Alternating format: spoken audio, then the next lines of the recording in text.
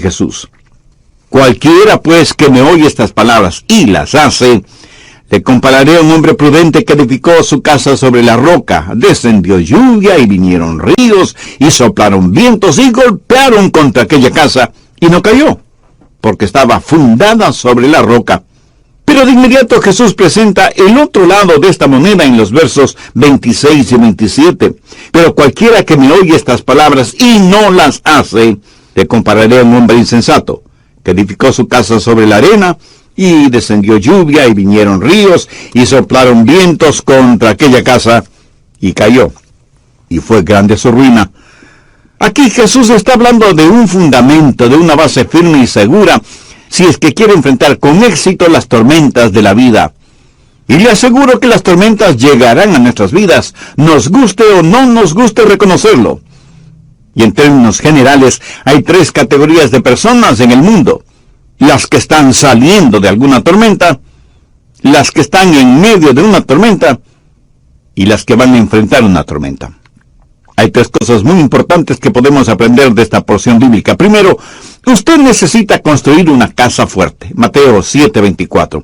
Cualquiera pues que me oye estas palabras y las hace, le compararé a un hombre prudente, que edificó su casa sobre la roca. Todos estamos construyendo algún tipo de casa espiritual. Pero escúcheme, yo no puedo vivir en la casa que usted construye, ni usted puede vivir en la casa que yo construyo. Individualmente, usted y yo permaneceremos firmes o pereceremos en la casa que hemos construido. Jesús hace referencia a 2 clases de constructores: uno prudente porque edificó su casa sobre la roca, y el otro insensato porque construyó su casa sobre la arena. Y de muchas maneras estos 2 constructores se parecen. Ahora entienda bien, Jesús no está hablando de paganos o impíos. Está hablando de 2 categorías de personas que han escuchado sus enseñanzas, o sea, 2 seguidores de Jesucristo. Pero note algunas cosas similares. Básicamente ambos tenían el mismo propósito. Ambos eran constructores. Prácticamente ambos estaban construyendo en la misma área, porque la tormenta que azotó una casa también azotó la otra. Probablemente ambos usaron un diseño básico, o sea, paredes, puertas, ventanas, techo. Arquitectónicamente puede haber cambios, pero cualquier casa tiene los mismos componentes básicos. Pero había una diferencia vital entre ambas construcciones, diferencia que está por debajo de la superficie. Lo mismo sucede en las congregaciones hoy en día. La diferencia no es lo que exteriormente se ve. La diferencia existe en la base, en el fundamento espiritual de cada iglesia. Uno construyó sobre la roca, el otro construyó sobre la arena. El que construyó sobre la roca tuvo que trabajar mucho para cavar en la roca. Y por eso el fundamento, la base para su casa, pudo resistir las tormentas, las lluvias y los vientos. Uno puede construir muy rápidamente sobre la arena, si es que no le importa el asunto de tener una base firme y fuerte. Ponga una capa de concreto sobre la arena, levante las paredes, ponga el techo y ya tiene su casa. Eso es fácil, cuesta menos, y su casa lucirá tan buena como la de su vecino. Los 2 constructores tenían muchas similaridades, pero eran vitalmente diferentes. Ahora, ¿qué significa construir sobre la roca? Jesús lo dijo en forma muy clara. Cualquiera pues que me oye estas palabras y las hace, le compararé a un hombre prudente que edificó su casa sobre la roca. ¿A qué roca hace referencia Jesús? Primero a la palabra de Dios. Cualquiera pues que me oye estas palabras. Eso es lo que usted está haciendo este mismo momento, escuchando la palabra de Dios. Eso es parte del fundamento sólido para su vida. Pero eso es solo la mitad del asunto. Ponga cuidadosa atención a la primera parte de Mateo 7:24. Cualquiera pues que me oye estas palabras y las hace. Si tiene su Biblia a la mano, subraye estas 3 palabras: y las hace. Y es esto lo que separa a los que construyen sobre la roca de los que construyen sobre la arena. Yo creo que uno de quienes escucharon estas palabras de Jesús fue su medio hermano Santiago, quien jamás pudo olvidar esta enseñanza. Busque Santiago 1:22. Dice, pero sed hacedores de la palabra, y no tan solamente oidores, engañándoos a vosotros mismos. Cualquier ser humano se engaña a sí mismo cuando oye la palabra de Dios en la iglesia, o en la televisión, o en la radio, y no hace lo que la palabra de Dios le dice que debe hacer. Es como la persona que va a la iglesia, se siente inspirada por la música, aprecia el mensaje desde un punto de vista intelectual, pero esto de ninguna manera cambia su estilo de vida. Por eso Santiago dice, engañándoos a vosotros mismos. Ahora veamos Santiago capítulo 2. La porción que voy a leer es probablemente una de las más controversiales de toda la Biblia. Pero este es el mensaje que como creyentes y como iglesia, sea de la denominación que sea, necesitamos escuchar. Santiago 2, desde el verso 14. Hermanos míos, ¿de qué aprovechará si alguno dice que tiene fe y no tiene obras? ¿Podrá la fe salvarle? Y si un hermano o una hermana están desnudos y tienen necesidad de mantenimiento de cada día, y alguno de vosotros les dice, id en paz, calentaos y saciaos, pero no les dais las cosas que son necesarias para el cuerpo, ¿de qué aprovecha? Así también la fe, si no tiene obras, es muerta en sí misma.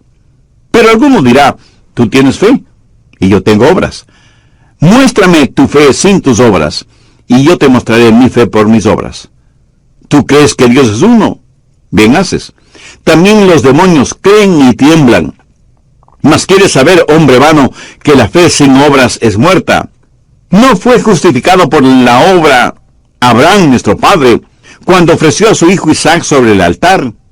¿No ves que la fe actuó juntamente con sus obras, y que la fe se perfeccionó por sus obras? Y se cumplió la escritura que dice, Abraham creyó a Dios, y le fue contado por justicia, y fue llamado amigo de Dios. Vosotros veis, pues, que el hombre es justificado por las obras y no solamente por la fe. Asimismo también Rahab, la ramera, no fue justificada por obras cuando recibió a los mensajeros y les envió por otro camino. Porque como el cuerpo sin espíritu está muerto, así también la fe sin obras está muerta. ¿De qué se trata todo esto?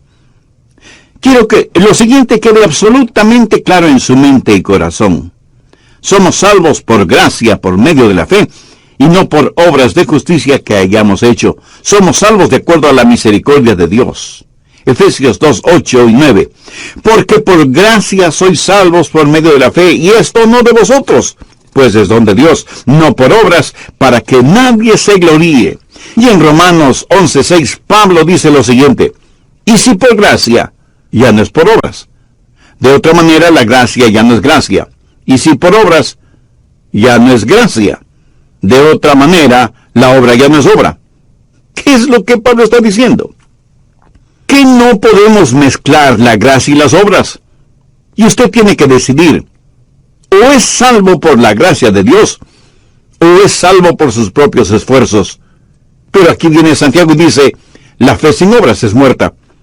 Y parecería que entre Pablo y Santiago hay un argumento en este asunto, pero no es así. De hecho, los dos están de acuerdo. Recuerde que toda escritura es dada por inspiración de Dios. Pablo y Santiago están hablando de las dos caras de una misma moneda. Y es justamente de lo que Jesús está hablando cuando dice, cualquiera pues que me oye estas palabras y las hace, le compararé a un hombre prudente que edificó su casa sobre la roca. Necesitamos entender bien lo siguiente. Aunque somos salvos únicamente por la fe que salva nunca está sola. Espero que lo haya entendido. Pablo habla de cómo ser justificados delante de Dios, mientras que Santiago habla de cómo somos justificados delante de los hombres. Veamos Santiago 2:18. Pero alguno dirá, tú tienes fe, y yo tengo obras. Muéstrame tu fe sin tus obras, y yo te mostraré mi fe por mis obras. Amigo, usted no puede ver mi corazón. Usted no puede ver si tengo fe. Pero Dios sí puede ver mi corazón y mi fe. La única manera de que usted pueda ver mi fe es por lo que usted ve en mí. Pablo habla de ser justificados delante de Dios. Santiago habla de ser justificados delante de los hombres. Pablo habla de la raíz de nuestra salvación. Santiago habla de los frutos de nuestra salvación. Pablo habla del fundamento, de la base. Santiago habla del edificio. Pablo está hablando de la provisión de nuestra salvación. Y Santiago habla de las pruebas de nuestra salvación. Pablo habla de una salvación que se tiene segura, mientras Santiago habla de una segura muestra de nuestra salvación.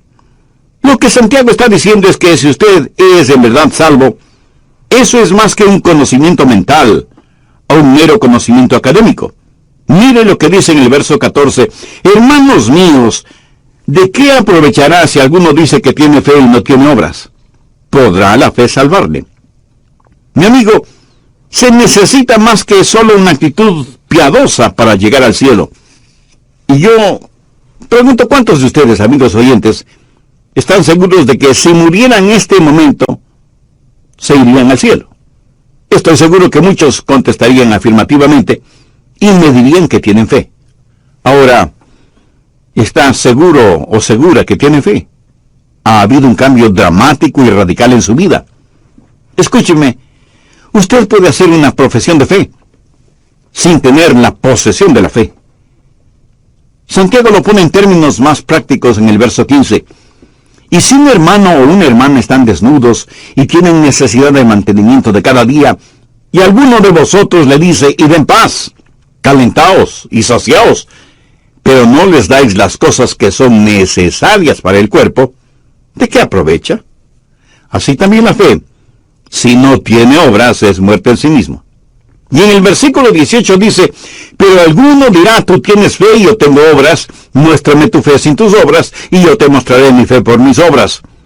Y enseguida ilustra este punto al manifestar que si uno cree en Dios, hace bien en creer en Dios. Si yo les preguntara, ¿cuántos de ustedes creen en Dios? Muchos responderían afirmativamente. Pero, como para que no nos envanezcamos, Santiago dice, también los demonios creen y tiemblan. Sabe que los demonios en el infierno son muy ortodoxos. Ellos creen en Dios más que muchos teólogos liberales. También los demonios creen y tiemblan. Esta palabra temblar en el original significa hacer que los pelos se pongan de punta. Solo el pensar en Dios hace que los demonios tiemblen. Y Jesús tiene toda autoridad sobre los demonios. Suponga, solo suponga, que un día usted conversa con un diablo y le pregunta, ¿crees en Dios? Por supuesto que sí. ¿Crees que Jesucristo es el Hijo de Dios? Sin la menor duda. ¿Crees en su nacimiento virginal? Ese fue un hecho innegable. ¿Crees que murió en la cruz del Calvario y que fue sepultado en una tumba y resucitó al tercer día? Sí. Además, son hechos históricamente comprobados. Diablo, permíteme hacerte una pregunta más. ¿Estarías dispuesto a doblar tus rodillas delante de él? Y el diablo enfurecido contesta, no, jamás haré eso. ¿Sabe que hay mucha gente que cree que porque tiene un conocimiento filosófico y académico de los hechos bíblicos, o porque son miembros activos de una iglesia, tienen ya asegurada su entrada en el cielo? No tienen más fe de la que tiene un diablo, porque nunca se han rendido frente al señorío de Cristo. Jesús dijo, no todo el que me dice, Señor, Señor, entrará en el reino de los cielos, sino aquel que hace la voluntad del Padre. Y aquí no está hablando de obras para ser salvos. Debemos rendir nuestras vidas solamente a Jesucristo. De lo contrario, nuestro creer será solo intelectual, estéril. En el próximo programa terminaremos este estudio bíblico. ¿Cómo definiría usted su creencia en Dios? Estoy asumiendo que usted cree. En Génesis 22, Él está dispuesto a ofrecer a su hijo Isaac como sacrificio. Pero en Génesis 15, la Biblia dice que Abraham creyó a Dios, y esto le fue contado por justicia. ¿Cuál es la diferencia? Lo que sucedió en Génesis 15, cuando Abraham creyó a Dios, se materializó 30 años más tarde en Génesis 22, cuando ofreció como sacrificio a Isaac. Abraham verdaderamente creyó en Dios y creyó a Dios. Es paradójico el decir que usted es salvo y que ama a Dios, si es que no vive de acuerdo a la palabra de Dios. La otra ilustración que Santiago usa tiene que ver con Rahab la ramera, justificada por la ayuda que prestó a los espías israelitas. Recuerde que Santiago está hablando de ser vistos por los hombres. Nadie, excepto Dios, pudo ver el corazón de Rahab. Y la vida de esta mujer en el Antiguo Testamento fue tan cambiada que se casó con un príncipe de Israel y vino a ser la tatarabuela del rey David. Extraordinario, ¿no le parece? Muchos de quienes son miembros de iglesias siguen viviendo mundanamente. Cuando mueran, las puertas del infierno estarán completamente abiertas para ellos. Escúcheme, si su religión no ha cambiado su vida, es mejor que cambie de religión. El decir creo o escuchar las palabras de Dios no es suficiente si es que no tiene el elemento de la fe. Y Santiago da una ilustración clásica. Mire el verso 26 de Santiago 2. Porque como el cuerpo sin espíritu está muerto, así también la fe sin obras está muerta. Vamos a suponer que somos estudiantes de medicina y estamos frente a un cadáver para hacerle la autopsia. Con afilados bisturíes cortamos cuidadosamente la piel. Sus órganos internos están intactos.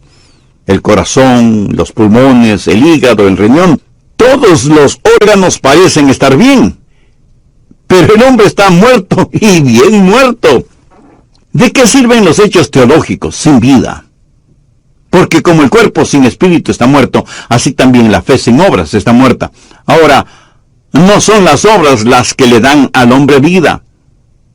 Es la vida la que le capacita al hombre a hacer obras. ¿Ve la diferencia? Usted no puede dar vida a nadie manipulando su cuerpo. Es cuando tenemos vida que tenemos la capacidad de hacer algo, y en esto no hay contradicción. Si usted quiere construir en la roca, no solo que debe escuchar la palabra de Dios, sino hacer la palabra de Dios. Debe ser un hacedor de la palabra, y no tan solo un oidor de la palabra. Hay millones de personas que asisten a sus respectivas iglesias y escuchan la palabra de Dios, y sin embargo, millones morirán y se irán al infierno. ¿Por qué? Porque nunca dieron evidencia de un cambio de vida. Si usted quiere saber cómo enfrentar las tormentas de la vida, lo primero que tiene que hacer es edificar sobre la roca. Segundo, esté listo para enfrentar la tormenta. Debemos entender a cabalidad lo que Jesús está diciendo en Mateo 7. Dice que la tormenta cayó sobre ambas casas. Verso 25. Descendió lluvia y vinieron ríos y soplaron vientos y golpearon contra aquella casa, y no cayó, porque estaba fundada sobre la roca. Ahora el verso 27. Y descendió lluvia, y vinieron ríos, y soplaron vientos, y dieron con ímpetu contra aquella casa, y cayó, y fue grande su ruina.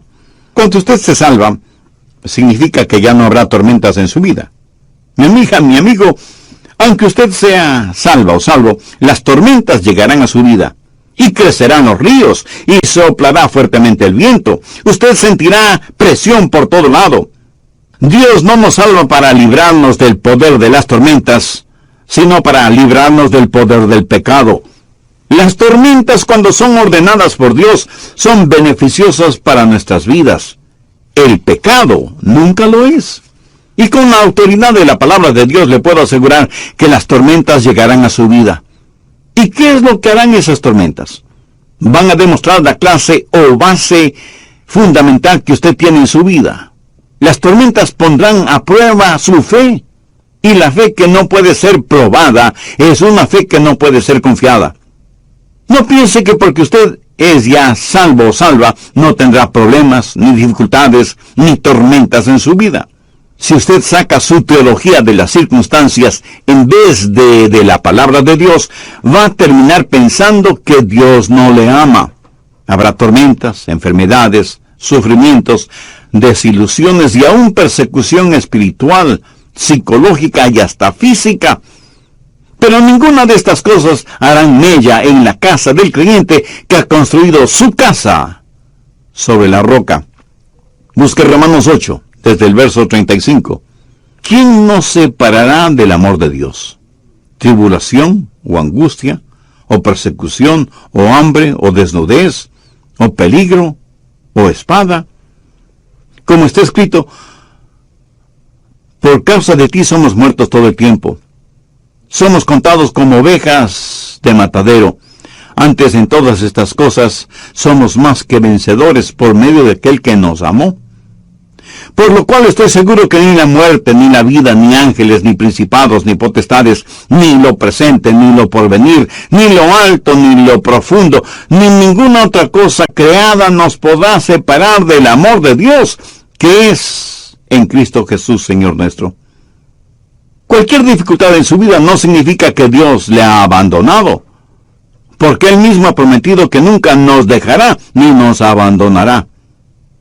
Anote al margen Hebreos 13, los versos 5 y 6. Sean vuestras costumbres sin avaricia, contentos con lo que tenéis ahora. Porque Él dijo, no te desampararé, ni te dejaré. De manera que podemos decir confiadamente, el Señor es mi ayudador, no temeré en lo que me pueda hacer el hombre. Por lo tanto, usted debe edificar, debe construir una casa firme, fuerte, segura, y entonces estará listo para enfrentar cualquier tormenta, para poder también experimentar una bendición extraordinaria. Cualquiera pues que me oye estas palabras y las hace, le compararé a un hombre prudente que edificó su casa sobre la roca. Descendió lluvias y vinieron ríos y soplaron vientos y golpearon contra aquella casa y no cayó porque estaba fundada sobre la roca. ¿Por qué algunas personas se dan por vencidas? ¿Por qué viven vidas derrotadas? ¿Por qué se dejan arrastrar por las tormentas? Porque aunque con buenas intenciones, han construido su casa sobre la arena. Han construido sus vidas sobre las arenas movedizas de la actividad religiosa, pero no sobre la roca firme y segura que es Jesucristo. Pablo en 1 Corintios 3:11 dice, porque nadie puede poner otro fundamento que el que está puesto, el cual es Jesucristo. Hay hermosas familias que van a la iglesia, sirven a Dios. De pronto los problemas y dificultades llegan y dejan de ir a la iglesia. Hermosas casas, con lindos muebles, bien pintadas, bien decoradas, bien diseñadas. Maravillosa casa espiritual, pero sin base y dolorosa reflexión sobre estas personas. En 1 Juan 2:19, salieron de nosotros, pero no eran de nosotros, porque si hubieran sido de nosotros, habrían permanecido con nosotros, pero salieron para que se manifestase que no todos son de nosotros. No estoy hablando de perfección sin pecado. No estoy diciendo que si usted es salvo y ha entregado su corazón a Jesús y llegan las tormentas a su vida, usted no tendrá dudas. No estoy diciendo eso. Tampoco digo que por ser ya salvo no tropezará y caerá, o que no experimentará momentos y circunstancias nada espirituales que le harán dudar de la fe. Cuando Jesús dio esta enseñanza bíblica en el Sermón del Monte, acerca de estas dos clases de constructores, ¿sabe quiénes con toda seguridad estaban escuchando este mensaje? Simón Pedro y Judas Iscariote.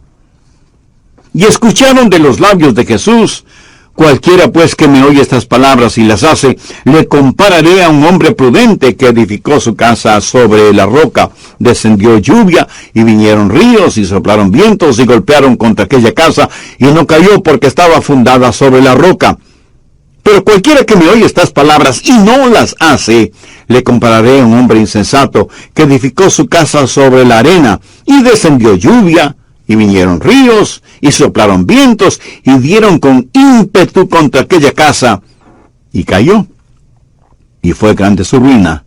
Judas oyó este mensaje. Simón Pedro oyó este mensaje. Dos clases de constructores muy similares. Ambos construyeron una casa espiritual, Y al mirar las dos casas, seguramente usted hubiera dicho, Judas construyó una mejor casa que Pedro. ¿Sabe quién era el mejor hombre exteriormente? ¿Sabe quién tuvo la mejor casa? No fue Pedro. ¿Sabe lo que hicieron con Judas? Le nombraron tesorero. ¿A quién nombra usted como tesorero en una organización, en un grupo, en una iglesia? A la persona que tiene su confianza, ¿verdad? Cuando durante la última cena de Jesús con sus discípulos, él dijo que uno de los 12 le traicionaría, nadie dijo, oh, seguramente se refiere a Judas. Cada uno de ellos se preguntó, ¿seré acaso yo? Y no pensaron en Judas como el traidor, porque Judas había construido una casa muy bonita exteriormente. Sabía cómo impresionar a los demás. Pero entre Judas y Simón Pedro había una gran diferencia. Cuando Jesús preguntó a sus discípulos, ¿y vosotros? ¿Quién decís que soy yo? Respondiendo Simón Pedro,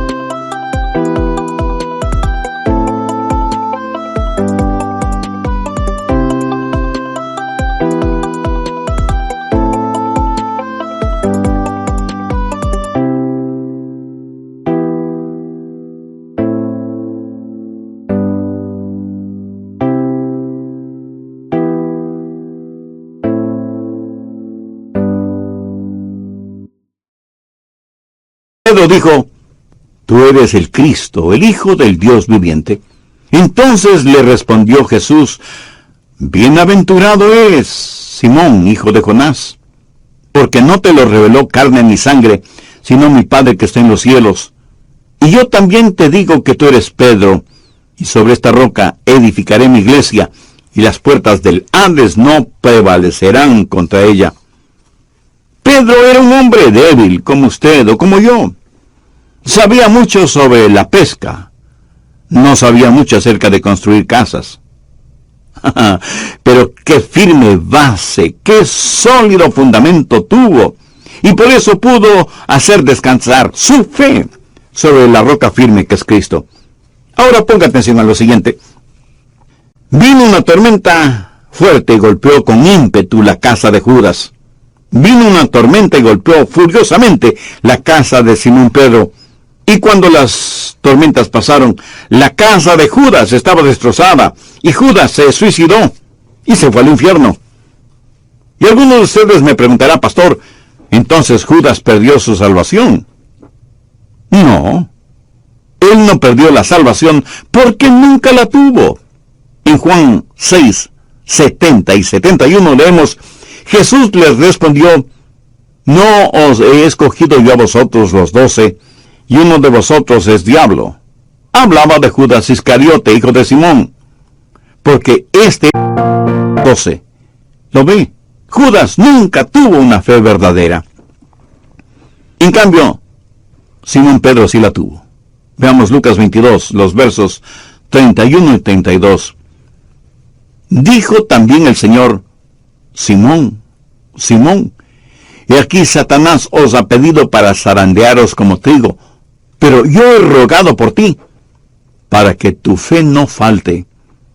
Simón Pedro tuvo fe, y el Salvador intercedió por él. Cuando la tormenta llegó a la vida de Pedro, algunas ventanas se rompieron y algunas tejas se desprendieron del techo y algunas cosas se movieron dentro de la casa. Pero permítame decirle algo. Después de la tormenta, la casa siguió en pie. Y Pedro se volvió el apasionado apóstol del Pentecostés. ¿Por qué?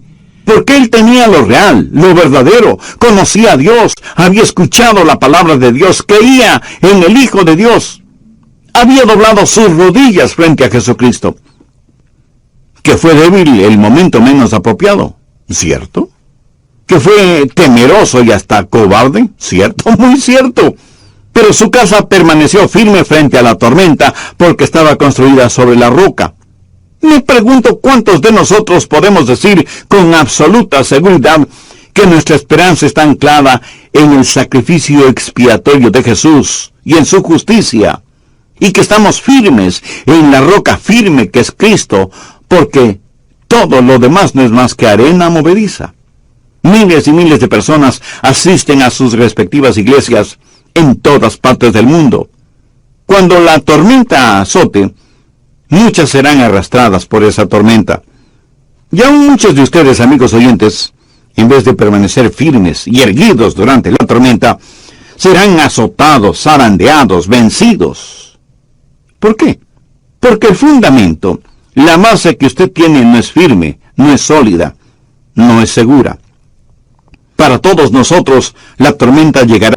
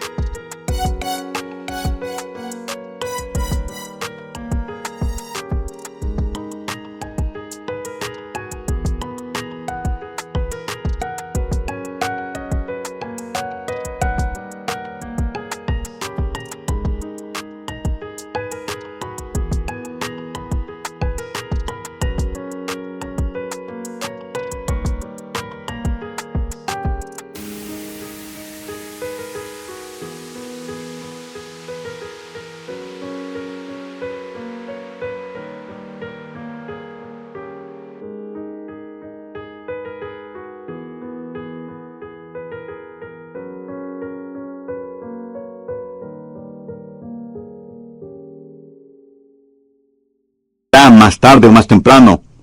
Si la tormenta todavía no ha llegado a su vida, no se preocupe, ya llegará, ya llegará. Así que es mejor asegurarse de que usted ha construido su casa espiritual sobre la roca eterna que es Jesucristo. ¿Conoce usted al Señor Jesucristo? No le estoy preguntando si usted asiste a una iglesia. Muchas personas creen que le hacen un favor a Dios cuando asisten a sus iglesias. Básicamente le estoy preguntando si oye, escucha y hace caso a la palabra de Dios. ¿Es usted ya salvo? Porque tiene a Cristo en su corazón. Si aún no tiene esa seguridad, le invito a hacer esa decisión ahora mismo. Usted no se salva por ser miembro de una iglesia, cualquiera que sea la denominación. Tampoco se salva por